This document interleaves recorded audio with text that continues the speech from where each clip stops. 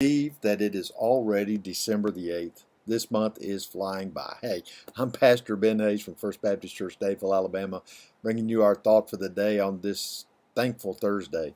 And I am thankful because of all that God is giving to us, all that He's blessing us with, and just the joy of being able to spend some time in the Word with you this morning. I'm grateful for you, and I thank you for sharing these videos. I thank you for your comments. Just keep doing that. We want to get the word out as far and wide as we can. And today, our passage is a very important passage in 2 Timothy chapter 3. Listen to what Paul says.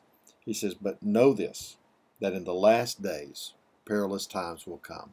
Now, here's why I say this is so very important. I believe with all my heart that we are in the last days. Now, I know that throughout all of church history, people have believed it. The Apostle Paul had to deal with the church at Thessalonica over and over again because they actually believed that they had missed the rapture and they were in the last days, the day of the Lord, and he had to deal with that. And throughout church history, the idea has been that we're in the last days. But I got to tell you, at no time in the history of the church have all of the prophecies lined up, have all of the signs lined up as they do today.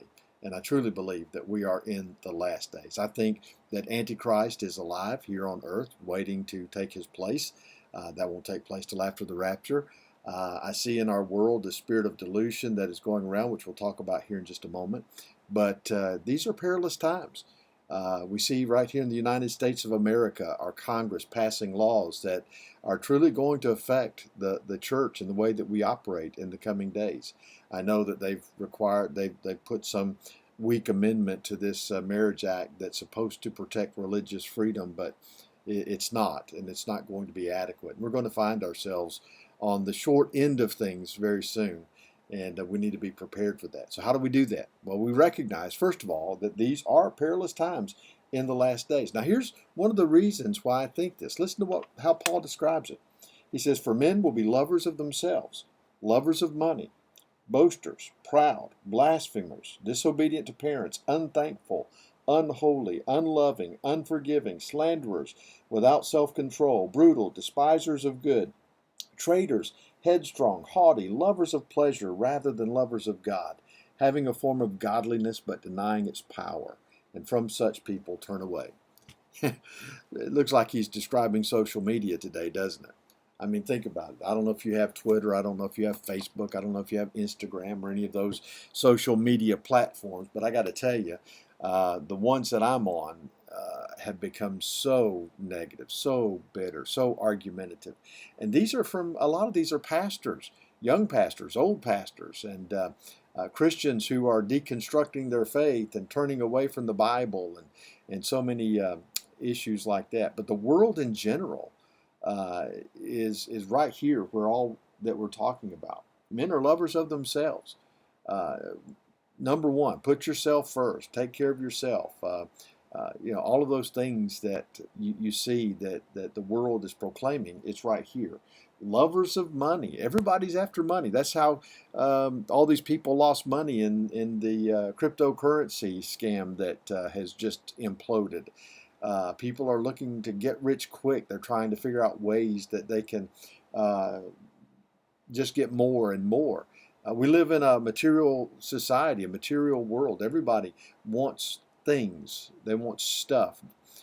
And if you listen to the Treasury Secretary, then that's the reason why we're in such a bad shape. Everybody went out buying too much stuff, so inflation has gone crazy. People are boasters and proud. You see that everywhere you go.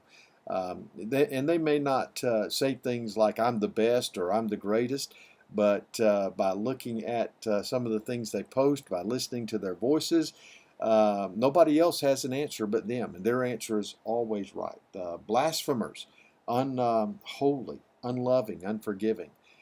Listen, I'm so appalled at some of my brothers in the ministry who are willing to use language that is coarse and profane and offensive, and how we attack one another and are just angry at one another and bitter towards those who may have bigger churches. And it's hurtful. It's hurtful to me. I know it's hurtful to the Father, but that's the way people are. Slanderers without self-control.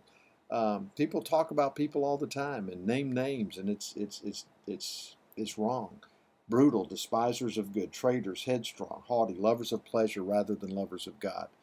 This describes to me the world in which we're living. This describes in me a great deal of the church today. And that's a shame, because the church is supposed to be a loving, forgiving, gracious place where we welcome all, knowing that God is the one who changes hearts.